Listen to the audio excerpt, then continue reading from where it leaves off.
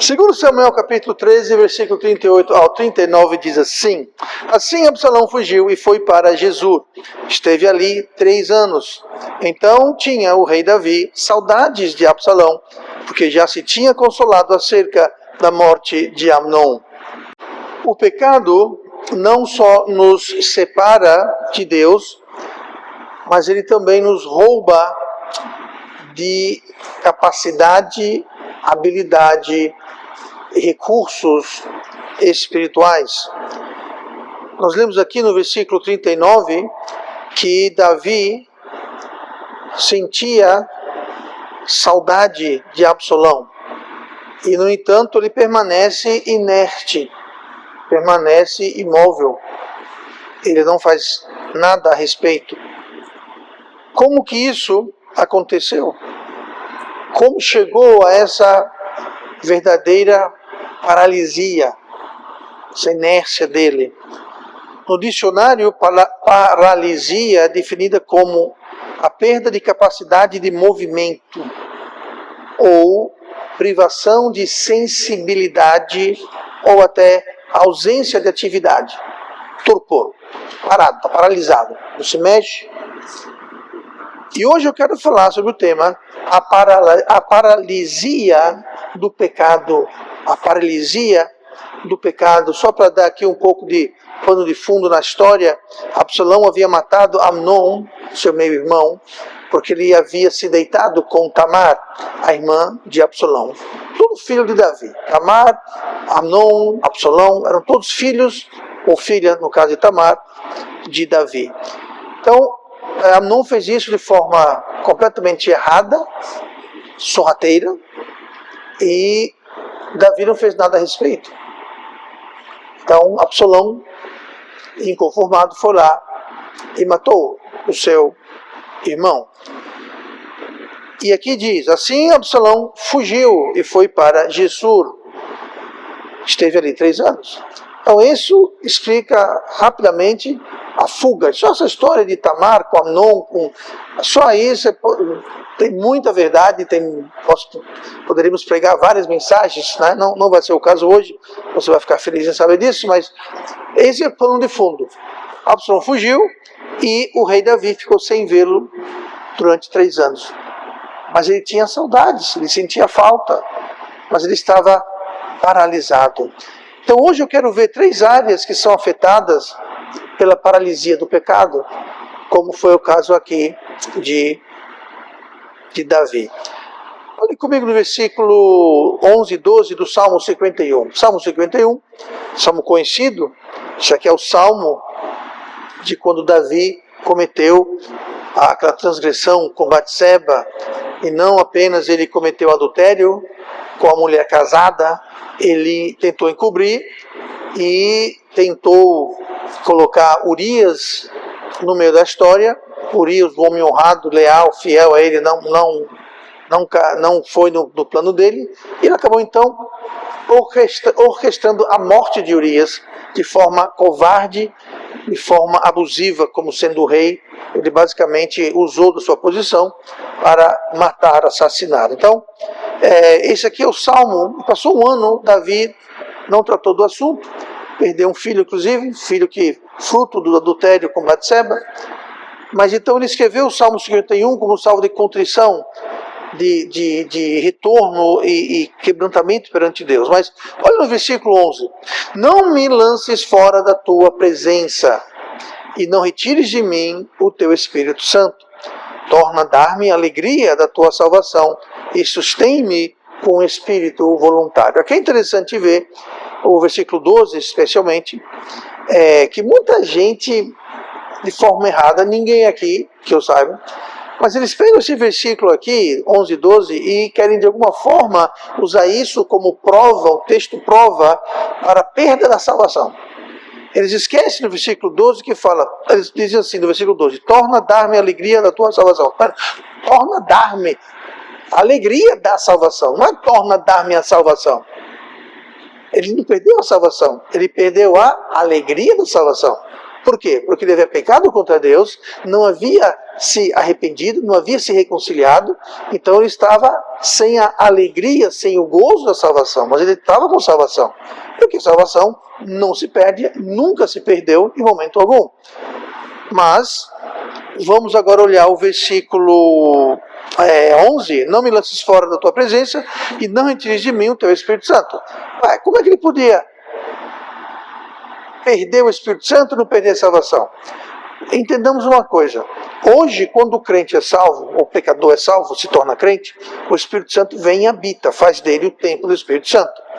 Isso é algo novo, algo novo. Você pergunta, no Velho Testamento tinha um tabernáculo, tinha um templo, e hoje, pastor, onde é que é o templo? É a igreja? Não, a igreja não é o templo de Deus. A igreja, o local não é o templo de Deus. O templo de Deus somos nós. Os crentes são o templo de Deus. Então, esse local agora é um templo de Deus, não pelo local, não pela placa na frente, não porque estamos aqui reunidos, mas porque estamos aqui reunidos como igreja. Se todo mundo fosse embora, ficasse só eu, isso aqui não era igreja, era o pastor dentro de um prédio que tem o nome de igreja na frente. Mas isso se torna igreja porque nós, os templos de Deus, estamos aqui. No Velho Testamento não era assim. Eles tinham o tabernáculo e depois tinham o templo, e era lá que Deus habitava, era lá que o Espírito Santo aparecia, era lá que ele ministrava. Hoje, ele está em cada um de nós. Ele habita em cada um de nós e nós somos o templo do Espírito Santo. Então, quando fala aqui, que ele fala aqui naquela época que não retires de mim o teu Espírito Santo, é muito correto, porque naquela época o Espírito Santo não era algo que comprovava a salvação. O Espírito Santo era dado para, como até hoje, para uma certa tarefa. O Espírito Santo nos é dado na salvação, para quê? Para eu ficar dizendo, eu tenho o Espírito Santo. Não, é para uma tarefa. Que tarefa? Os frutos do Espírito, os dons espirituais e serviço a Deus. Sem mim, nada podeis fazer. Então, nós só podemos fazer o que Deus tem para nós fazermos através do Espírito Santo, que habita em nós. Se você servir a Deus ou não, o Espírito Santo habita, lhe sela, lhe marca. Se você serve a Deus, é fiel a Deus ou não, o Espírito Santo habita, lhe sela, lhe marca. No Velho Testamento, você vai ler muitas vezes, quando fala de Saul, do próprio Davi, dos profetas, e o Espírito do Senhor veio sobre fulano. E ele profetizou, ou ele fez aquilo, ou fez aquilo outro. Então o Espírito Santo era dado e era retirado. Mas aquilo não tinha nada a ver com salvação. Como é hoje. Hoje o Espírito Santo é um selo, é um sinal, é uma promessa cumprida daqueles que são salvos. Então quando Davi fala, não retires de mim o teu Espírito Santo, está teologicamente correto para o tempo em que ele vivia, na dispensação que ele vivia, que era diferente da de hoje.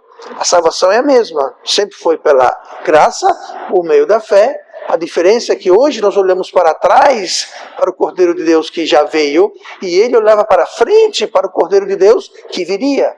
A diferença é essa, mas a fé é a mesma, o Salvador é o mesmo. Tá? Então o Espírito Santo hoje nos cela. Então, só estou explicando isso porque esse texto aqui é um texto que as pessoas podem às vezes se confundir. Então, vamos ver 5 áreas que o pecado paralisa. A primeira é o pecado paralisa o poder de Deus. O poder de Deus. Então, o pecado, ele impede, ele paralisa, ele torna inerte, inútil, ineficaz o poder de Deus na vida do crente. O pecado jamais vai tirar a sua salvação e o pecado jamais vai lhe tirar o Espírito Santo. Por isso que eu apontei agora sobre Davi falando que iam questionar, mas Deus, Davi falou para não retirar o Espírito Santo, e o pastor acabou de falar que o Espírito Santo não se perde pelo pecado. Se você é salvo, o Espírito Santo habita em você, lhe marca, lhe sela, você pode pecar, não deve, não aconselho, é errado, haverá consequências, mas ele não vai lhe deixar. O Espírito Santo não vai lhe deixar. Então você não vai perder o Espírito Santo que lhe sela, você vai perder sua salvação, você vai perder, como Davi, a sua alegria. E também você vai perder o seu poder, o poder de Deus. O seu poder, o meu poder não vale muita coisa. Mas o pecado vai nos paralisar, tornar inerte o poder de Deus. Então Davi aqui orou dentro do contexto dele. Mas a ilustração que eu poderia dar é o seguinte: imagine uma lâmpada. e ela está suja, cheia de sujeira, de pó, de poeira, ela não está dando a luz tão clara como deveria, porque ela está envolto de sujeira, de poeira. É a mesma coisa. A luz, a lâmpada funcionando, está correndo eletricidade, ela está brilhando. Agora, o que está emanando, o que está saindo, está sendo empatado, comprometido pelaquela sujeira, aquela poeira em volta da lâmpada. Então, o pecado, ele vai diminuir o poder de Deus em nossas vidas. Veja bem, o exemplo da lâmpada.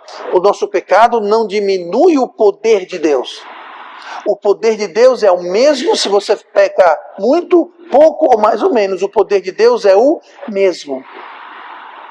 O que vai diminuir é o efeito do poder de Deus em nós. Você pode pecar o mais que você quiser. O poder de Deus é o mesmo. Agora, como ele vai atuar em nossa vida e através de nós, isso sim vai ser impactado. Lá em Isaías 59...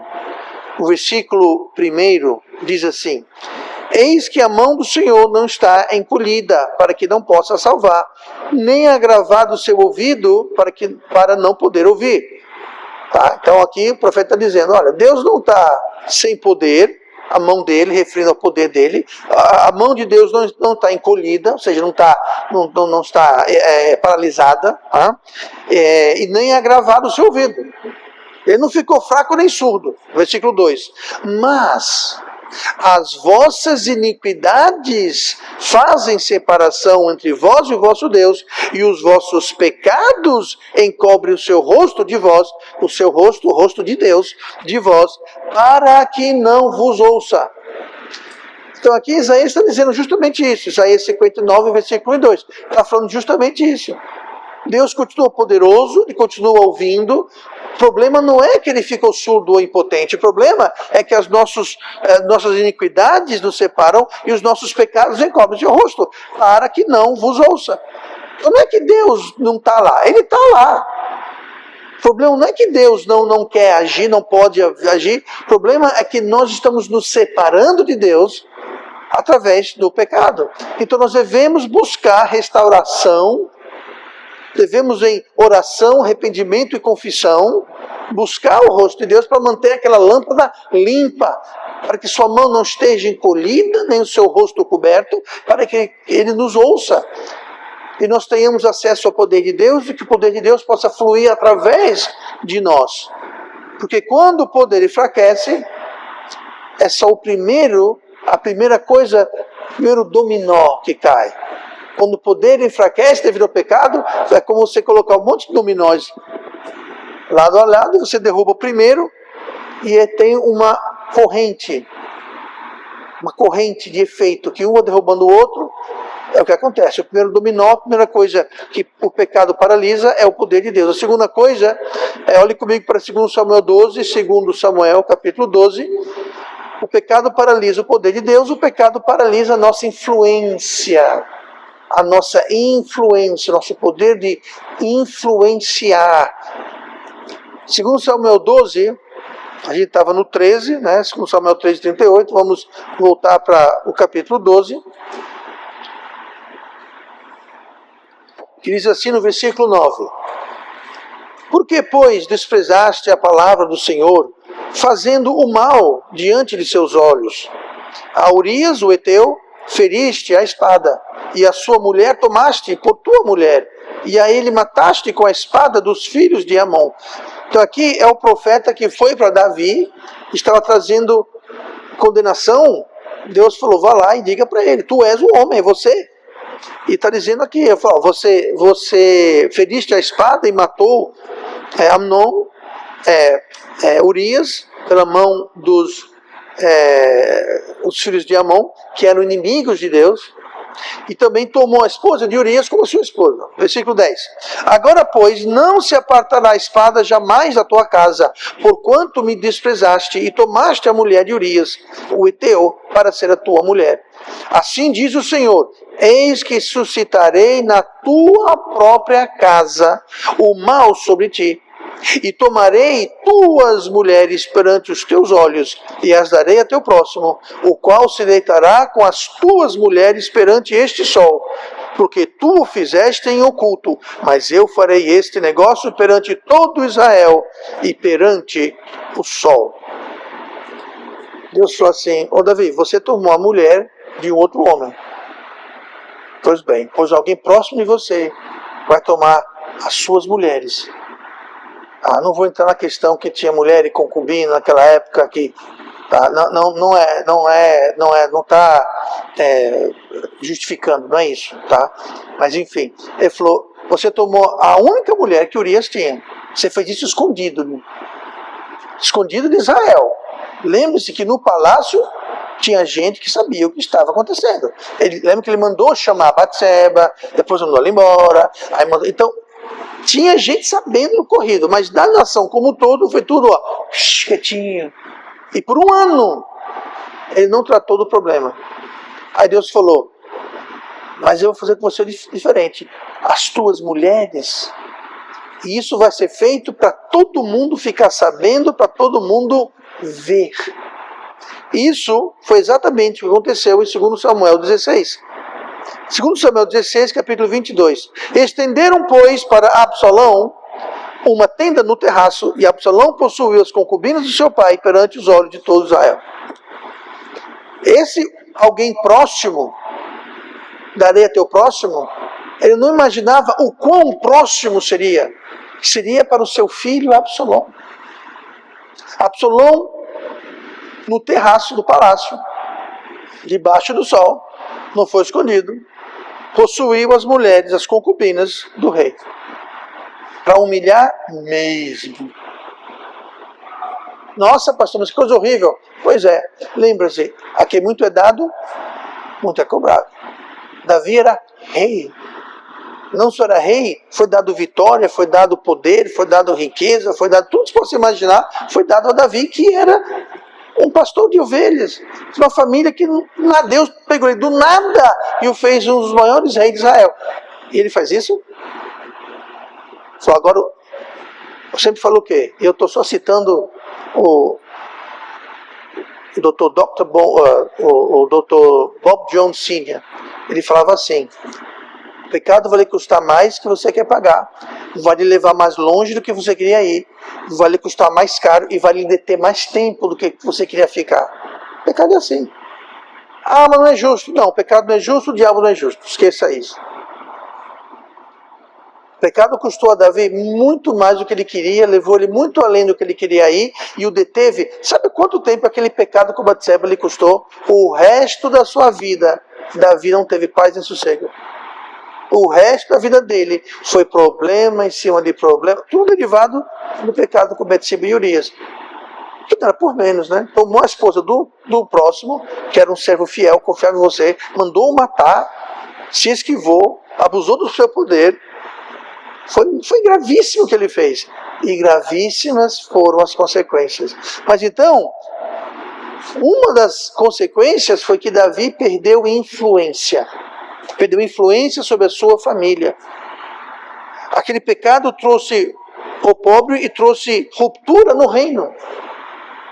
Tudo isso aconteceu depois do pecado. A gente leu aqui do profeta em Samuel capítulo 12, né? 2 Samuel 12.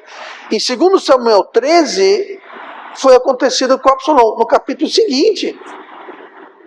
Um capítulo depois. Isso aqui foi que iniciou o grande campeonato de desgraças na vida de Davi. No outro capítulo começou. Então ele perdeu a influência. Ele estava agora publicamente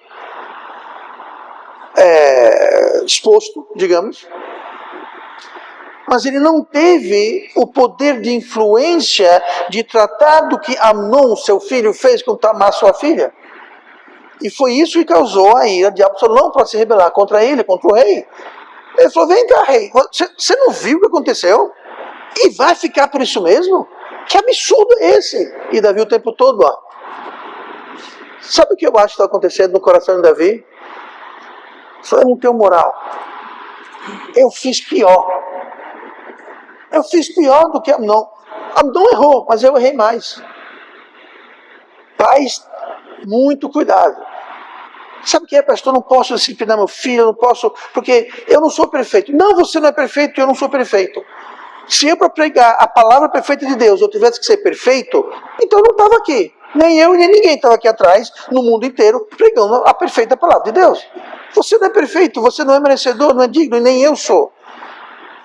Então, porque eu errei, então eu posso deixar os meus filhos cometerem os erros que eu cometi, não posso chamar a atenção, não posso discipliná-los, não posso fazer nada, porque eu estaria sendo hipócrita. Não.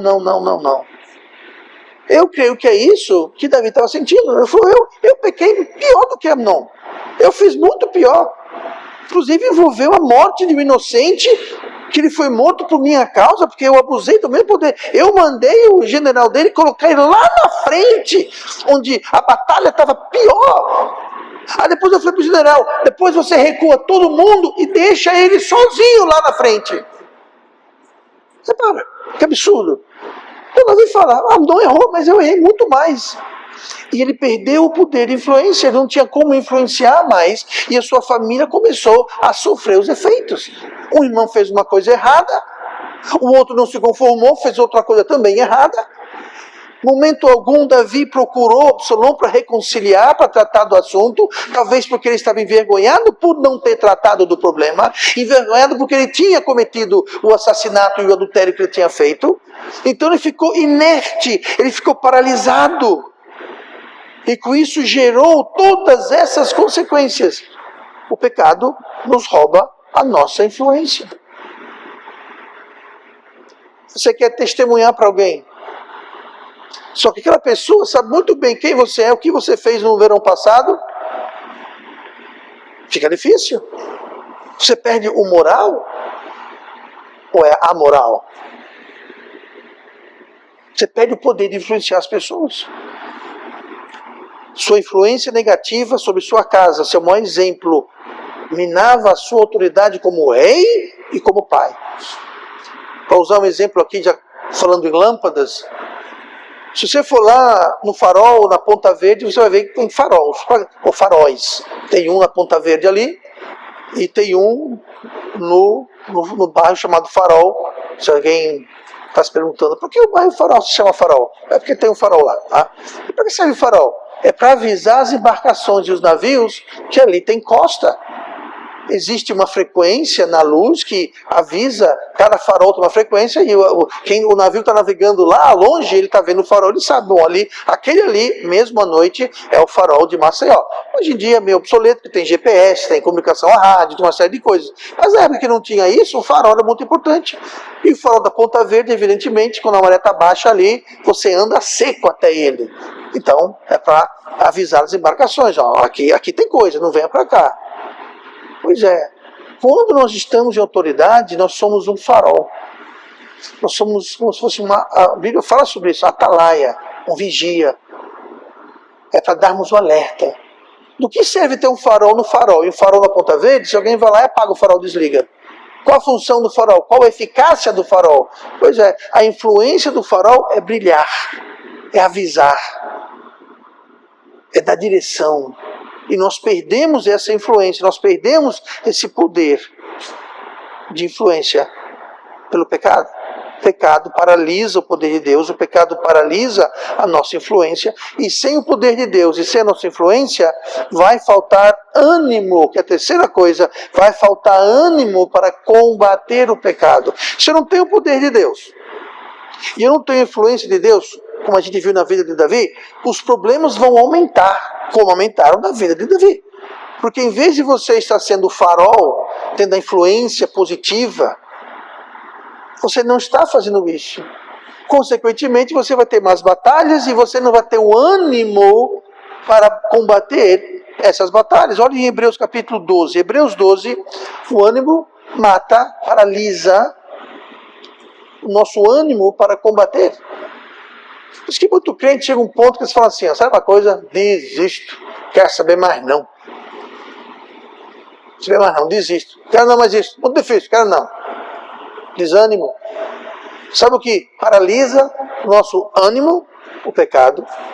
Hebreus 12:1. Portanto, nós também, pois, que estamos rodeados de uma tão grande nuvem de testemunhas, deixemos todo o embaraço e o pecado que tão de perto nos rodeia e corramos com paciência a carreira que nos está proposta, olhando para Jesus, autor e consumador da fé, o qual pelo gozo que lhe estava proposto, suportou a cruz, desprezando a afronta, e assentou-se à destra do trono de Deus. Considerai, pois, aquele que suportou tais contradições dos pecadores contra si mesmo. Para quê? Para que não enfraqueceis, desfalecendo os vossos ânimos. Aqui está falando sobre uma carreira que nos está proposta. Essa carreira é a palavra para corrida, um trajeto. Deus tem uma corrida, um trajeto, um caminho, uma vontade para a gente, nos é proposta. E nós temos que olhar para Jesus, o autor e consumador da fé, e usar o que ele usou, o exemplo que ele deu, que foi o quê? Pelo gozo que lhe estava proposto, nós temos um gozo, uma alegria que nos está proposta. Suportou uma cruz, desprezando a afronta. Devemos carregar a nossa cruz. Jesus nos falou, devemos carregar a nossa cruz. Desprezando a afronta, e assentou-se à destra do trono de Deus. Então existe uma carreira, existe um prêmio, existe uma medalha, existe uma coroa que nos é proposta.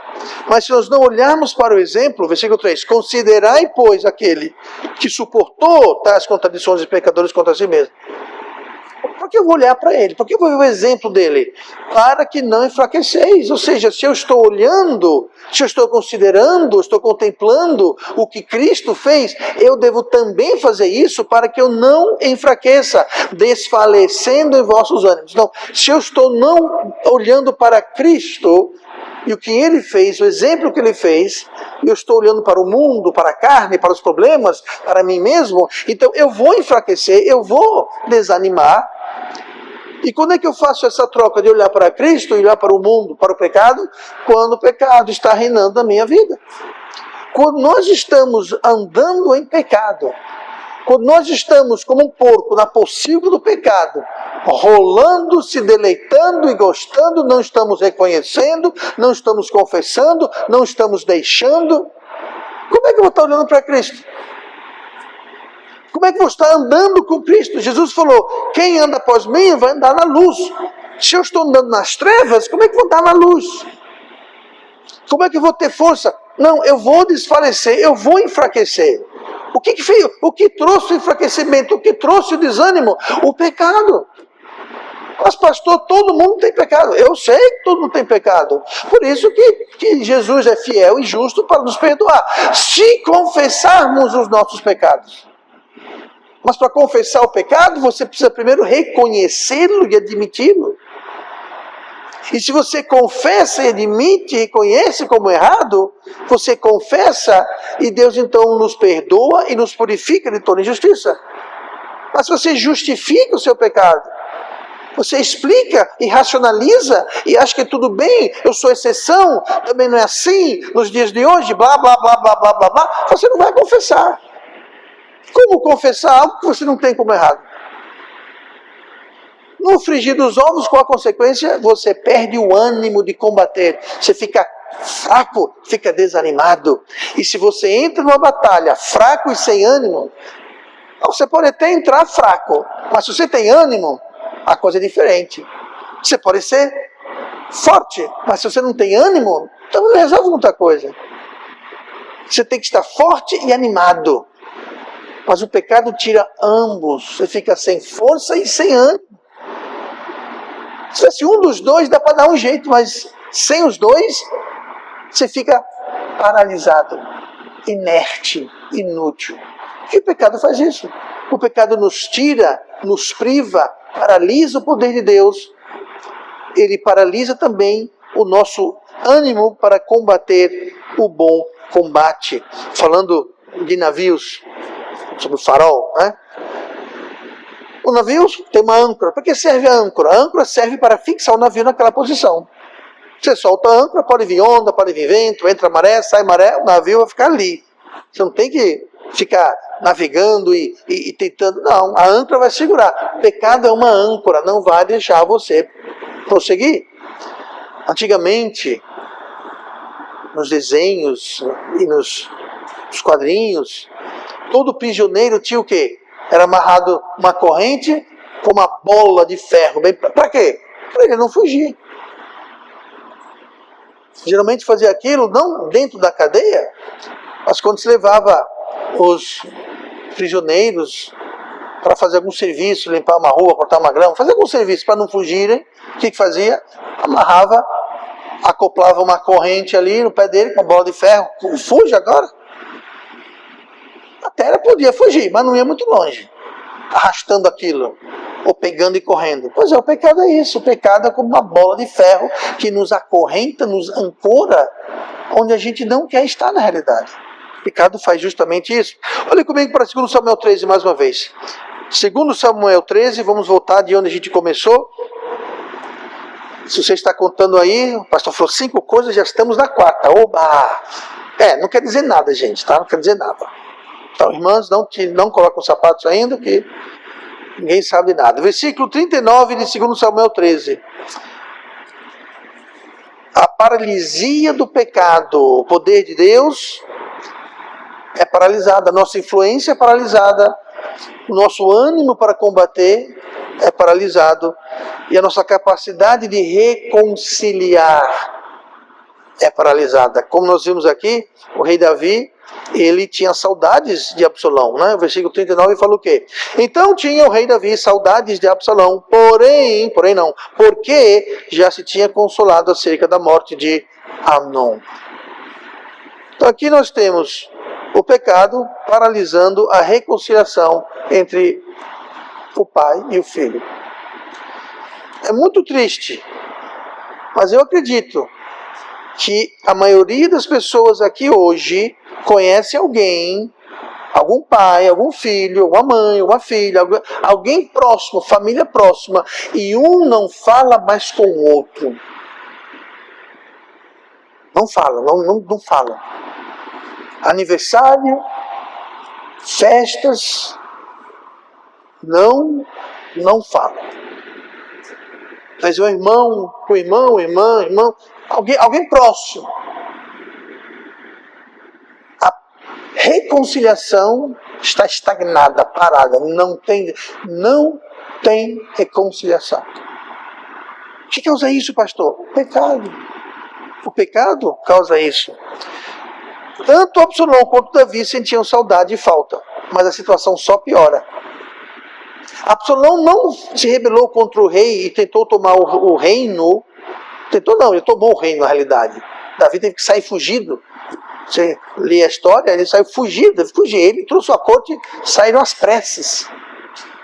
Houve guerra, houve morte, uma guerra civil, o reino foi dividido. Mas isso não aconteceu no outro dia. Aqui fala, que nós lemos aqui, que foram 3 anos que passaram. 3 anos.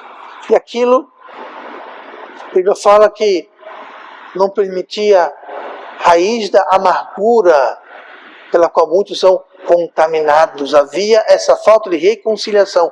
Ambos estavam impossibilitados. O peso maior era em Davi, porque Davi era o rei, Davi era o pai, Davi era a autoridade maior, a responsabilidade maior cabia a ele. Olha como em Gálatas 6. Interessante que ele aborda esse assunto e se encaixa justamente aqui nessa questão do que deveria Davi estar sendo e não foi, nesse caso. Lá em Gálatas, no capítulo 6, no versículo 1. Irmãos, se algum homem chegar a ser surpreendido em alguma ofensa, veja só, vós que sois espirituais, encaminhai o tal com espírito de mansidão, olhando por ti mesmo, para que não sejas também tentado. Então, aqui está falando sobre fazer o quê? Reconciliação. Se alguém foi surpreendido em alguma ofensa, ou seja, alguém caiu em algum pecado, alguém cometeu alguma coisa, então os que são espirituais devem encaminhar o tal Se encaminhar está se referindo a reconciliar com Deus, ou se no, com outro irmão, possivelmente. Mas esse encaminhar está tratando justamente de reconciliar. Como? Com o espírito de mansidão. E ao mesmo tempo, olhando por ti mesmo, para que não sejas também tentado. Ou seja, não é para chegar lá, todo, é o seguinte, que é você, mas se fosse eu. Não. Vá com humildade, entendendo que você poderia estar naquele lugar também, se não fosse pela graça de Deus. Então aqui está dizendo isso, vós que sois espirituais. Davi era para ser o mais espiritual, ele era o pai, ele era o rei, ele era o líder de Israel. Caberia a ele ter encaminhado num espírito de mansidão a reconciliação, o que não houve. Então reconciliação é para os espirituais. Quem são os espirituais? São os salvos? Não, são os salvos que andam no Espírito, são os salvos que andam com Deus, são os salvos que estão vivendo na luz e não andando nas trevas. Então os espirituais é que devem estar trazendo reconciliação, mas o pecado retira o nosso poder de reconciliação. Você quer ver um poder de reconciliação? Ontem saíram aqui um grupo, foram quantos, irmão? 9 mil pessoas saíram, estou brincando, 9 irmãos saíram ontem. Sabe o que eles foram fazer? Eles foram reconciliar pecadores ao Pai. Eles foram levar a reconciliação que Cristo comprou na cruz ao Deus Pai. O que impede alguém de não atuar nesse ministério de reconciliação, esse ministério de ganhar almas? O que é evangelizar? Evangelizar é levar o evangelho da reconciliação ao Pai. Sabe o que impede? Pecado. Não precisa ser necessariamente que você está em adultério, em drogas, alcoolismo. Pode ser.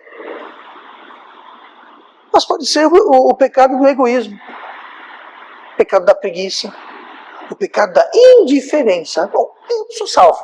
Opa, eu vou para o céu. Isso que interessa, se eu vou para o céu. Se os outros não forem, problema deles. Tudo bem que alguém trouxe o evangelho para mim, eu espero que alguém leve para eles, mas eu estou indiferente. Isso é um pecado. Egoísmo. Não, pai, eu tenho coisa para fazer. Sabe o que é, pastor? Sábado à tarde não dá para mim. Gente, a semana tem 7 dias, o dia tem 24 horas. Se sábado à tarde não dá para você, qualquer outro dia, qualquer outra hora, não tem que ser junto daqui. Sai sozinho, vai, chama o irmão para ir. Não há nada mágico de sábado à tarde. É quando nós vamos, que nós achamos nesses anos todos, que é o tempo mais produtivo. Tentamos já muitos anos atrás de manhã, mas o sol está quente, o povo está ocupado, aquela coisa toda. Então à tarde é um tempo que já está tudo mais... Mas se não dá para você, arrume o tempo. Porque evangelização é um ministério de reconciliação. Mas o pecado nos afasta dessa reconciliação e qualquer outra reconciliação. Tem igreja que é problema, é briga entre irmãos, é briga, confusão nas famílias. Sabe o que é isso? É uma falha no ministério de reconciliação. Sabe o que paralisa o nosso poder de reconciliar, seja lá qual for a reconciliação? Pecado. Um casamento. Ah, pastor, não tem mais jeito, os casamentos estão acabados, eu quero um divórcio, acabou. Falta o quê? Reconciliação. Reconciliação é para quem? Para os espirituais. Vós que sois espirituais. Pecado acaba. E por último, para a alegria da igreja. Vamos para Salmo 32. A última coisa que o pecado paralisa, paralisa outras coisas, tá? Isso aqui não é um estudo exaustivo, existem outras coisas, mas hoje estamos vendo 5 coisas que o pecado paralisa. Ele paralisa o poder de Deus, o pecado paralisa nossa influência, paralisa nosso ânimo para combater, nossa força para combater, nossa capacidade de reconciliar em qualquer nível, qualquer esfera. E por último, ele paralisa pelo peso do pecado. O pecado paralisa pelo peso do pecado. Aludi a isso agora há pouco, falando sobre a bola de ferro. Até a corrida aqui, lá em Hebreus 12, eu não mencionei, mas vou falar agora. Fala que corramos com paciência a carreira. Então devemos fazer o quê? Deixemos todo o embaraço e o pecado. Por quê? Porque o embaraço é algo que nos detém. Essa palavra embaraço é a palavra grega para peso. Literalmente é o peso, para o peso. É algo que empata, é um peso. Deixemos de lado todo o embaraço e pecado. Pecado é pecado. Pecado é a Bíblia que decide, é Deus que decide, é pecado. Ah, mas eu não acho. Ninguém perguntou o que você acha. Se a Bíblia diz, acabou-se. Agora, embaraço não, embaraço é diferente. Embaraço ou peso é algo que talvez é pecado para você, mas não é pecado para mim. Isso só vale para as coisas que não são explicitamente, claramente delineadas na palavra de Deus. Então, se Deus fala que então você e eu, ninguém é exceção. Agora, tem coisas, tem certas pessoas que vão ter uma fraqueza para algumas coisas que para outras seria perfeitamente normal. Eu vou dar um exemplo aqui, meio exótico, mas vamos lá. Quando eu vim morar em Maceió, 20 anos atrás, e um pouquinho, o dono da casa que nós alugávamos na época diziam que eram crentes. Eu não sei, estão dizendo que eram, então eram, né? E estamos conversando, falei que era pastor, uma coisa ou outra. Eu falei, qual a igreja aqui? A irmã frequenta, no caso, era a dona, né, a proprietária. Estava lidando com a proprietária, não com o marido dela, mas com ela. Ela falou, não, nós somos da igreja tal, mas faz muito tempo que não vamos, porque Deus nos abençoou com uma casa de praia lá abaixo de São Miguel. Coisa mais linda, na beira da praia. Você sai da casa e está na areia. Eu falei, que maravilha. Então a gente vai, sabe, sexta-feira, à tarde ou sábado de manhã, e só voltamos à segunda. Aí não dá para ir para a igreja mais. Entendi. Então tem gente, essa casa de praia é um embaraço. É pecado o pastor ter casa de praia? Não. Inclusive, se eu tiver uma, me convide, tá? Eu vou, como é gosto. E se tiver almoço e janta, melhor ainda. Então, é pecado ter casa de praia? Não é pecado ter casa de praia. O problema é que para algumas pessoas aquilo se torna um peso, um embaraço, atrapalha. Eu digo mais, futebol. Pastor, é pecado jogar futebol? Bom, a Bíblia diz que o juiz é iníquo, para a bola e joga a rede no mar, tá? Então, isso é pecado. Tem um juiz, tem a bola, tem a rede do gol. Eu estou brincando, tá? Mas, pastor, é pecado jogar bola? Claro que não. Porém, tem gente que não sabe bater uma bolinha. Não, é que domingo, é quando tem o torneio lá, que tem os times lá do bairro, lá do trabalho, e não sei o quê. Não pode. Quando tem jogo, dia de culto, adivinha onde é que eles vão? Pro jogo. Várias vezes estivemos aqui na igreja, final de Copa, no domingo, teve culto, só tinha eu, mas teve, não, estou brincando, não tinha só eu não. E aí botei um telão aqui, não, também não botei telão nenhum.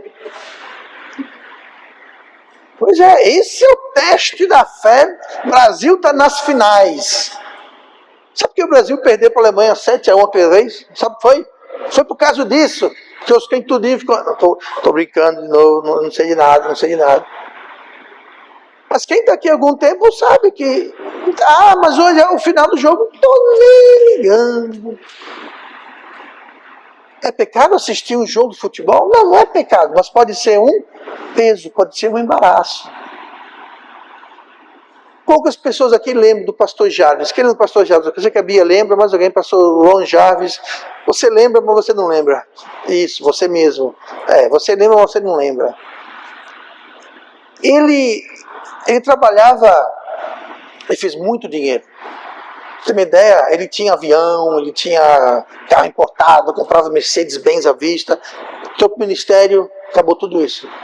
Ele falou o seguinte, eu tive que parar de trabalhar, mas ele era um empreendedor, ele mexia aqui, fazia ali, ele estava sempre negociando, comprando, vendendo, trocando, fazendo. Ele falou, tinha que parar, porque aquilo me consumia.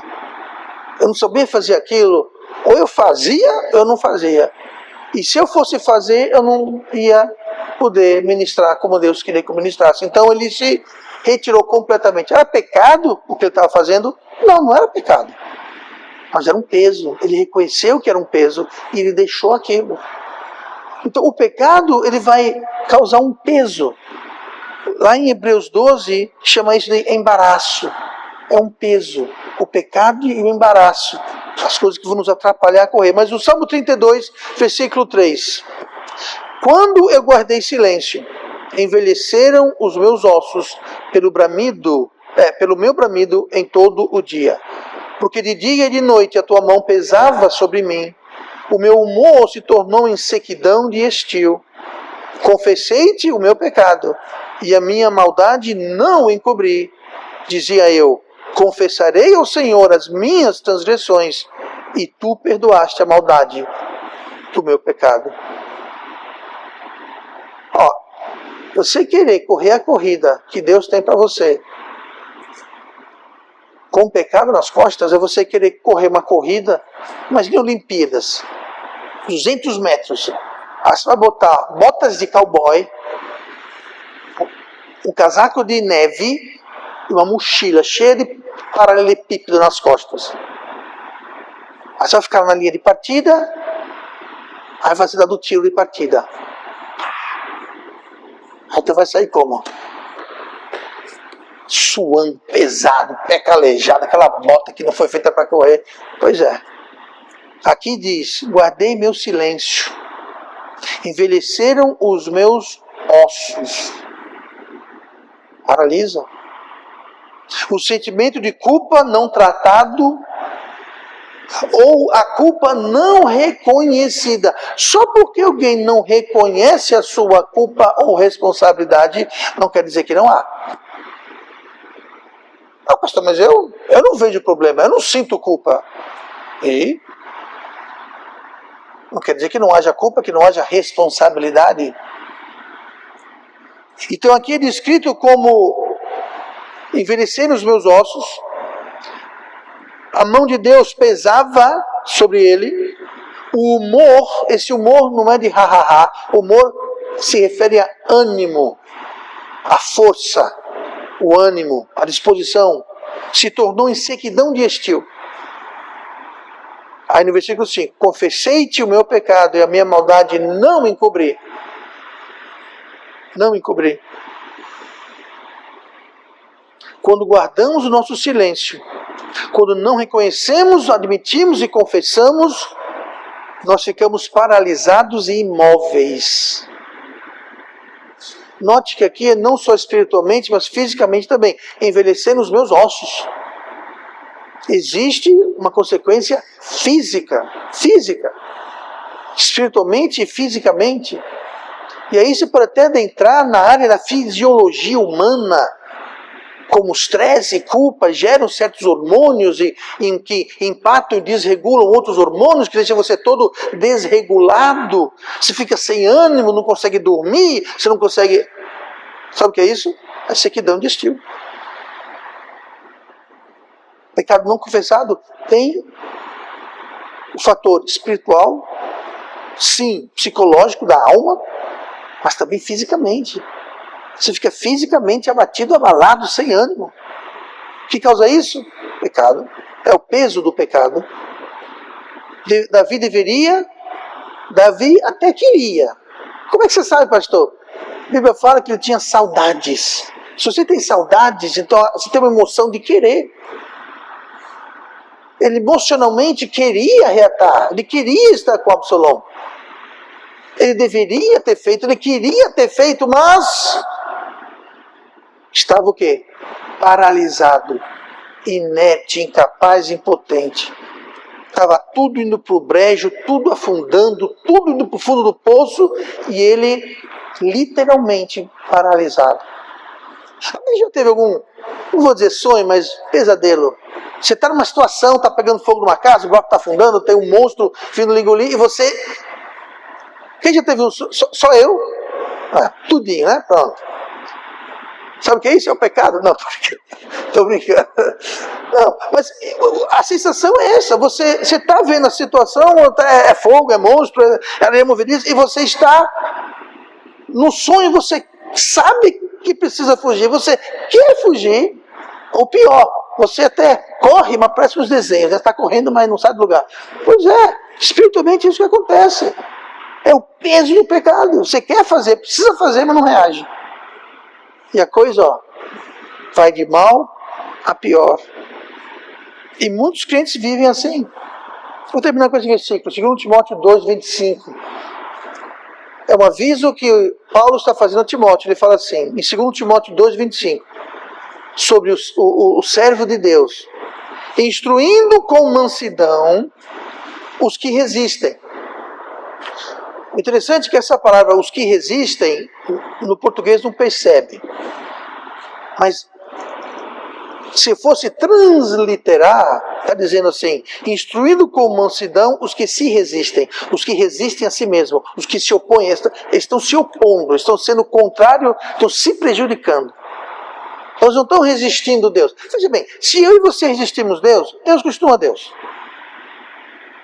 O poder de Deus, os atributos de Deus, nada muda. Então, quando eu resisto a Deus, eu não estou resistindo a Deus, eu estou resistindo a mim mesmo. Mas tudo bem. Instruindo com mansidão os que resistem, a ver se porventura Deus lhes dará arrependimento para conhecerem a verdade. E tomarem a despertar, agora você veja, desprendendo-se. Tá? Esse sentido, gramaticamente, também cabe no resiste e no despertar. Só pegou no último verbo, desprender. Mas gramaticamente, resistem-se, despertarem-se, desprendendo-se. Do quê? Dos laços do diabo, em que a vontade dele, o diabo, estão presos. Você está paralisado. Alguém preso, alguém que está com aquela bola de ferro amarrada na perna, vai para algum canto? Não. Está o quê? Está enlaçado. Está paralisado. Está inerte. Não vai para canto nenhum. É afundar na areia. Está atolado. Isso é a paralisia do pecado. Algo real, não é algo especial a Davi. Acontece com qualquer um de nós. E o maior perigo de todo, para fechar, tudo isso acontece lentamente. Não vai acontecer de uma hora para outra, não vai acontecer de um dia para o outro, é um processo lento. Até demorado.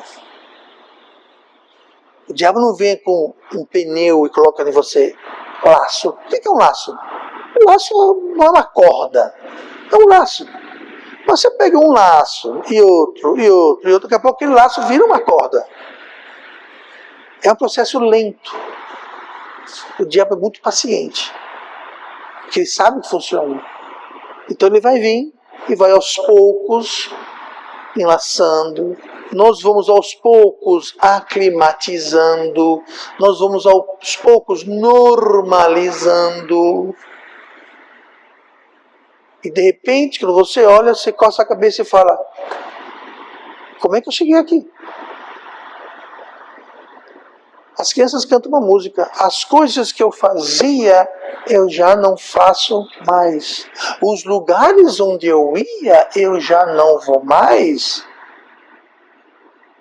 Eu não vou cantar música para você, não se preocupe não, mas o teor do canto é esse.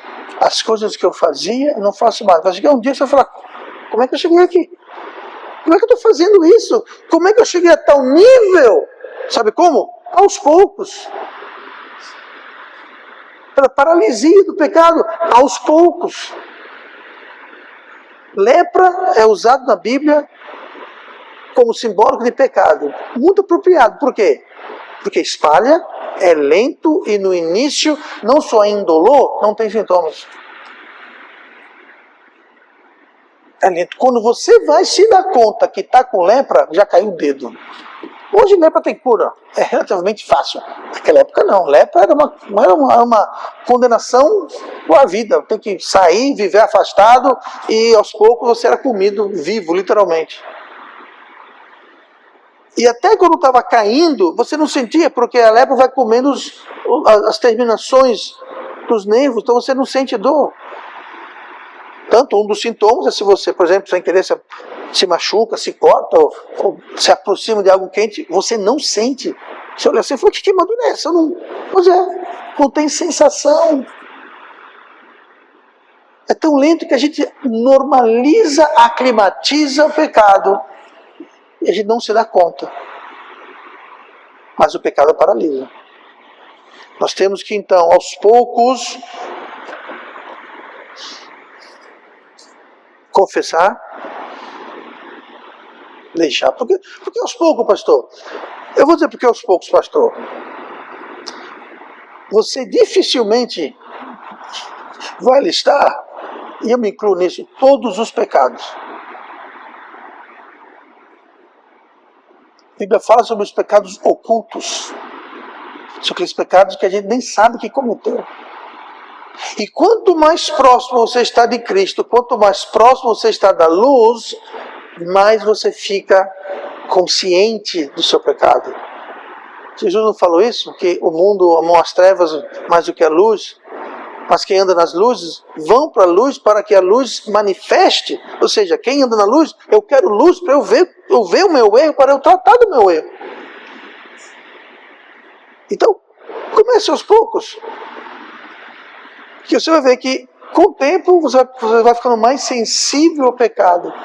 O oposto é verdade. Quando você não confessa e reconhece o pecado, você vai acabar cometendo as piores atrocidades, os mais horrendos pecados, as coisas mais abomináveis. E normal. Tranquilo, pastor. Nada normal nem tranquilo. Você aclimatizou e acostumou com aquilo. Aí que está o problema. Então comece aos poucos. E aos poucos você vai aumentando a sua lista. A luz vai mostrando mais e mais. Você vai percebendo. Ou o oposto. Você não confessa, não deixa, não reconhece. Aí você vai de mal a pior. Cometendo mais e mais pecado, achando que está tudo joinha. Afinal de contas, eu estou vivo, meus dentes não caíram, pegou fogo na minha cara, não caiu um raio que me partiu no meio. Então, deve estar bem, né? O chão não abriu, me engoliu. Então tá bom. Vá nessa. Confessar, deixar, fazer restituição quando é possível. E perdoar a si mesmo. Tanta gente que não se perdoa e carrega aquela culpa porque não consegue se perdoar. Perdoe a todos, incluindo a você mesmo. E busque e aceite a ajuda dos irmãos. Que irmãos? Vós que sois espirituais. Se tem um irmão que não é espiritual, não queira ajuda daquele irmão que não é espiritual, porque aquela ajuda não é ajuda. Aquela ajuda é um atrapalho.